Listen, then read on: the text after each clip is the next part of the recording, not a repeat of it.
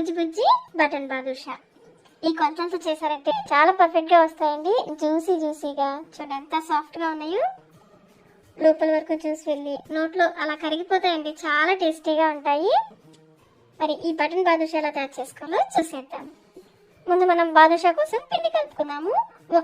ఇంకొక పావు కప్పు మైదా తీసుకోవాలి. మైదా చూడని విధంగా తట్టుకుంటూ కొంచెం టైట్ గా ప్యాక్ చేసి మైదా తీసుకోవాలి.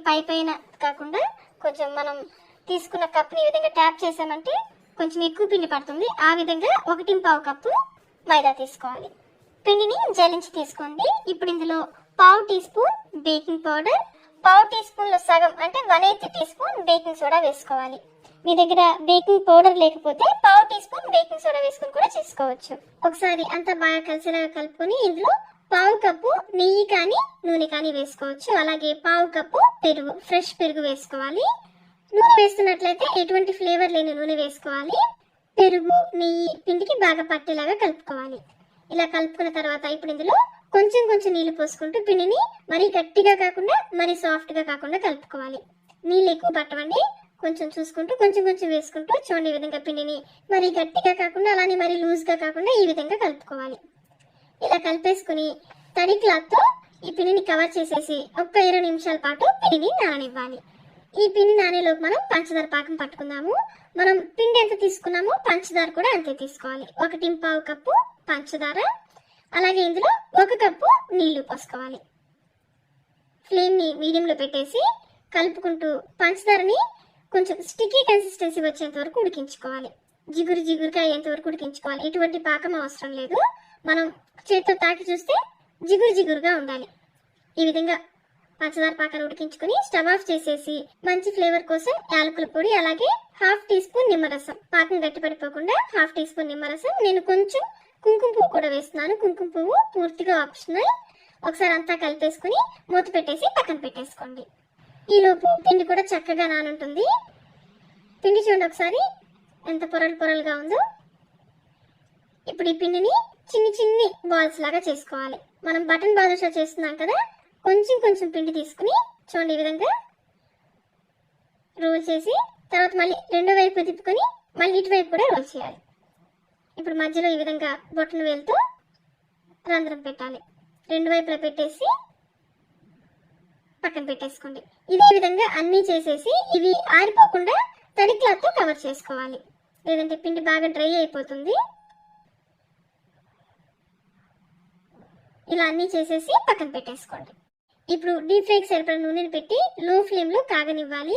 నూనె మరీ వేడెక్కిపోకూడదండి. కొంచెం వేడెక్కిన తర్వాత మనం తయారు చేసుకుని ఈ బటన్ బాదుషాలు వేసేసుకోవాలి. నూనెకి సరిపడా వేసుకోండి, మరీ ఎక్కువ వేసుకోవద్దు. ఇవి వేగిన తర్వాత డబుల్ సైజ్ అవుతాయి. వేగడానికి ఫ్రీగా ఉండాలి. నూనె కూడా చూడని విధంగా లైట్ గా వేడెక్కి ఉండాలి. లో ఫ్లేమ్ లోనే ఇవి పైకి తేలేంత వరకు కాలనివ్వాలి. ఇలా ముందు లో ఫ్లేమ్ లో కాల్చడం వల్ల బాదుషాలు బాగా గుల్లగా వస్తాయి లోపల. ఇలా అన్ని పైకి వచ్చాక ఇప్పుడు ఫ్లేమ్ ని మీడియం లో పెట్టేసుకుని వీటిని వెంటనే గరిటతో కదపొద్దు. ఒకవైపు బాగా కాలిన తర్వాత రెండో వైపు తిప్పుకోవాలి. ఇవి త్వరగానే వేగిపోతాయండి. మనం పెద్ద బాదుషాలు అయితే కొంచెం టైం ఎక్కువ పడుతుంది. ఇవి బుజ్జి బాదుషాలు కదా, త్వరగానే వేగిపోతాయి. ఒకవైపు కాలిన తర్వాత రెండో వైపు తిప్పుకొని రెండు వైపులా కూడా గోల్డెన్ బ్రౌన్ కలర్ వచ్చేంత వరకు కాలనివ్వాలి. చూడండి చక్కగా వేగాయి కదా. ఇప్పుడు నూనెలో నుంచి తీసేసుకోవడమే.